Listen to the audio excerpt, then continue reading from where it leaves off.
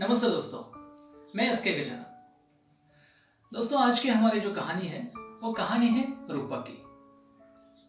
तो दोस्तों, ये कहानी शुरू करने से पहले मैं आपसे कुछ सवाल पूछना चाहता हूँ।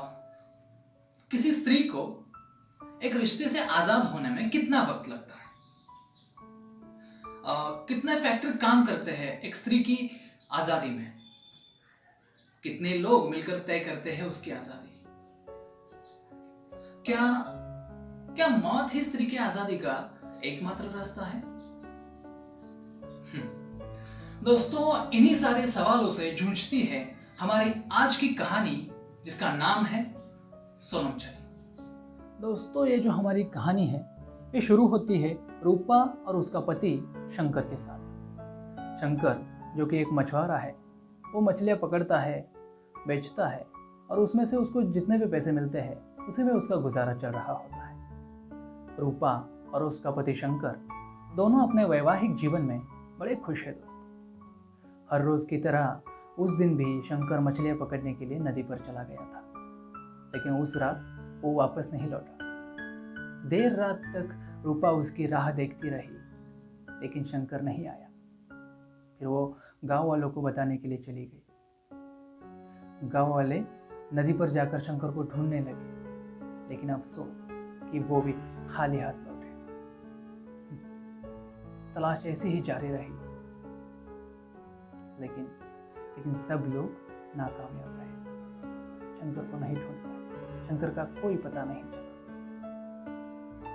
इस बात को लेकर रूपा बहुत अंदर ही अंदर टूट चुकी थी, बिखर चुकी थी, अपनी उम्मीद खो चुकी थी दोस्तों। साल डेढ़ साल तक वो इसी सदमे में जीती रही। उसी दौरान इसी गांव के एक लड़के ने, जिसका नाम अमित है, उसने उसको इन सारे दुखों से बाहर निकाला, उसे उभारा। और बाद में अमित ने गांव वालों की सहमति से रूपा से शादी भी कर ली। दोस्तों, रूपा के जीवन में फिर एक बार खुशहाली आई है।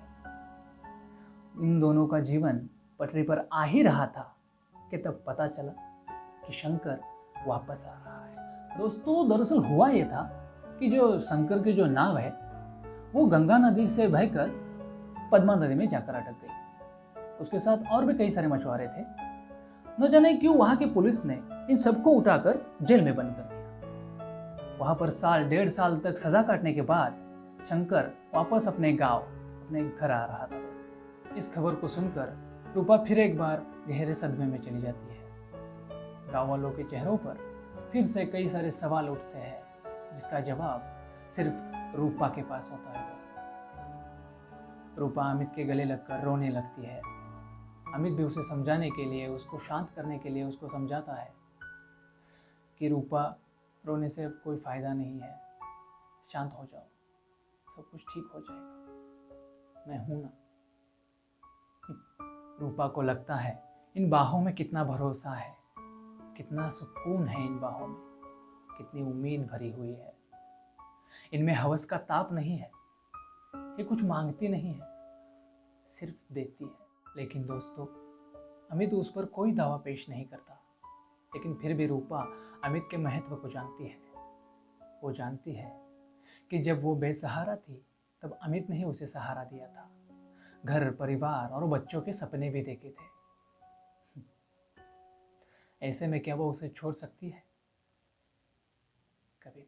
दोस्तों, वो अमित के साथ शंकर की झोपड़ी में रह जरूर रही है, लेकिन वो अब पूरे तन मन से अमित की हो चुकी है।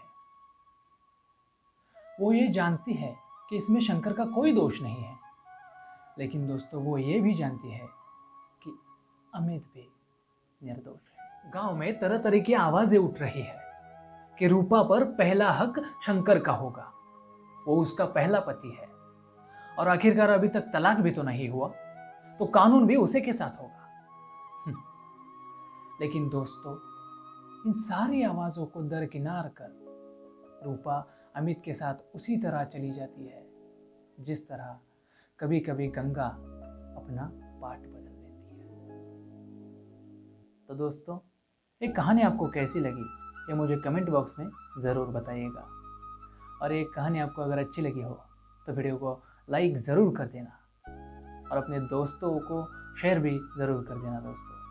अगर आपने इस चैनल को सब्सक्राइब नहीं किया है तो ज़रूर सब्सक्राइब कर दीजिए और साथ ही साथ में बेल आइकन को भी दबा दीजिए। तो मिलते हैं दोस्तों एक अगली नई कहानी के साथ, नए सफ़र के साथ।